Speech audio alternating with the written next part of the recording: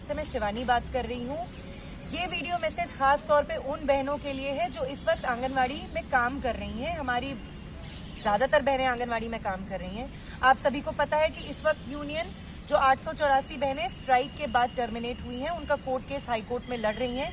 जैसा कि आप सबको पता है और मुझे उम्मीद है कि आपको पता होगा, आज हमारे यानी कि 20 फरवरी को हमारे हाई कोर्ट केस की डेट थी और आज हमारे आर्ग्यूमेंट्स हुए और बहुत जबरदस्त तरीके से हमने आज आप कह सकते हो कि जीत की तरफ एक बहुत बड़ा कदम बढ़ाया है।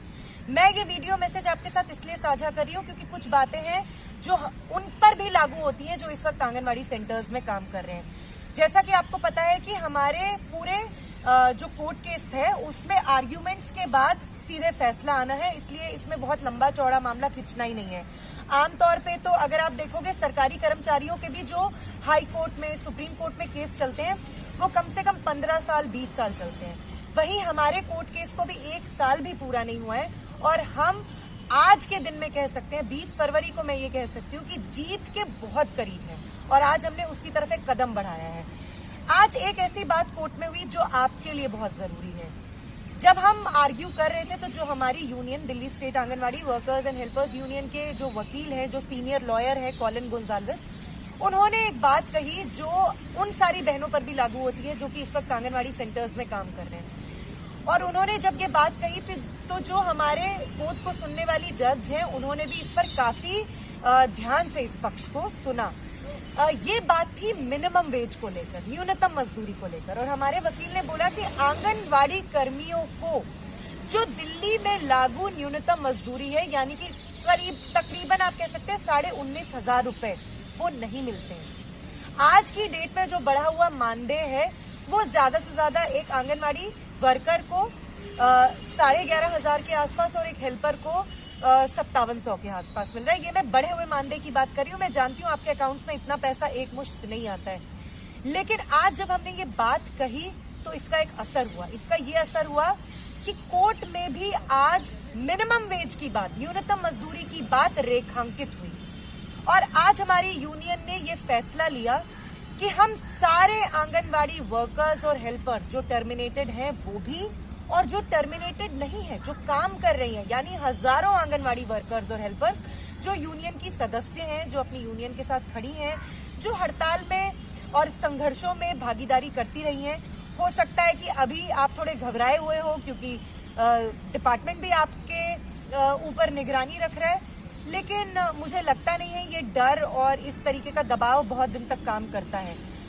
आज यूनियन ने जो कोर्ट में चर्चा हुई, जो आर्ग्यूमेंट्स हुए, उसके बाद एक जरूरी फैसला लिया। वो ये फैसला है कि सारे आंगनवाड़ी वर्कर्स और हेल्पर्स का यानी कि 22,000 आंगनवाड़ी वर्कर्स और हेल्पर्स का हम न्यूनतम मजदूरी के हिसाब से एरियर के केस डालेंगे। यानी कि हम सारी बहनों के वो केस डालेंगे जो कि उनको आज की डेट में न्यूनतम मजदूरी के हिसाब से मिलना चाहिए हर महीने, लेकिन नहीं मिल रहा है।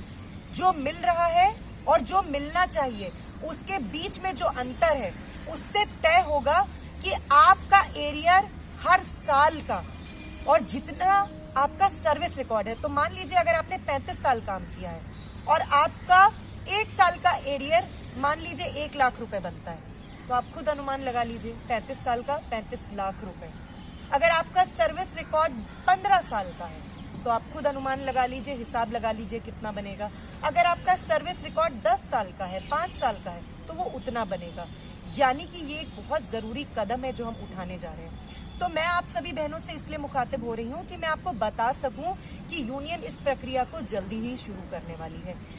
बहनों, जो 884 आंगनवाड़ी कर्मी टर्मिनेट हुए थे, आप सभी जानते हैं कि वो टर्मिनेशन गैर कानूनी है। 15 फरवरी को डिपार्टमेंट एक ऑर्डर लेकर आया जो इतना हास्यास्पद ऑर्डर था कि आज कोर्ट में उस ऑर्डर की धज्जियां उड़ गई।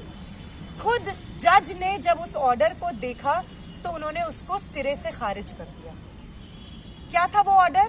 कि हम सारी टर्मिनेटेड आंगनवाड़ी वर्कर्स और हेल्पर्स के इंडिविजुअल केस को देखेंगे और जो हमें सही लगेंगे उनको हम रखेंगे, लेकिन हम उनको किस शर्त पर रखेंगे?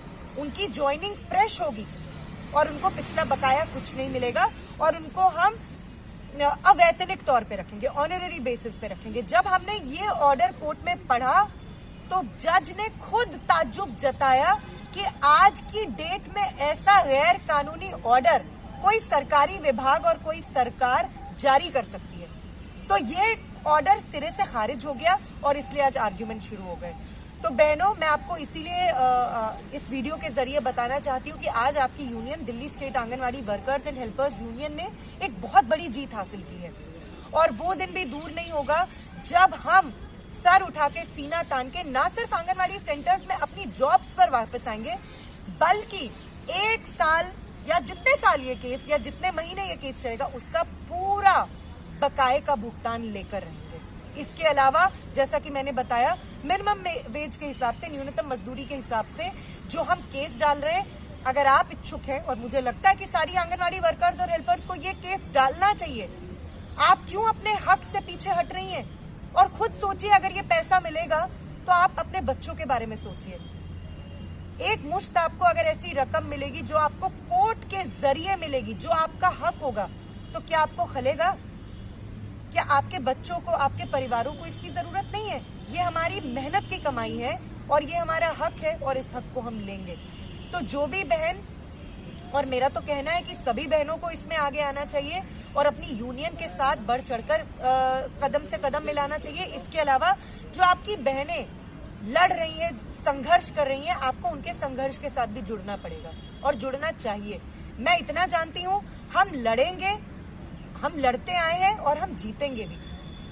बशर्ते सच को जीतने में थोड़ा वक्त लग सकता है, थोड़ा टाइम लग सकता है, हमारा रास्ता थोड़ा कठिन हो सकता है, लेकिन आज के वक्त में मैं आपको बता सकती हूँ, आज जो हमने जीत हासिल की वो इन्हीं कुर्बानियों, इन्हीं संघर्षों, इन्हीं तमाम स्ट्रगल्स का नतीजा है। और जल्द से जल्द इस कोर्ट केस में भी हम जीत हासिल करेंगे और जो हम एरियर वाले सबके केस लगाने वाले हैं उसमें भी जीत हासिल करेंगे।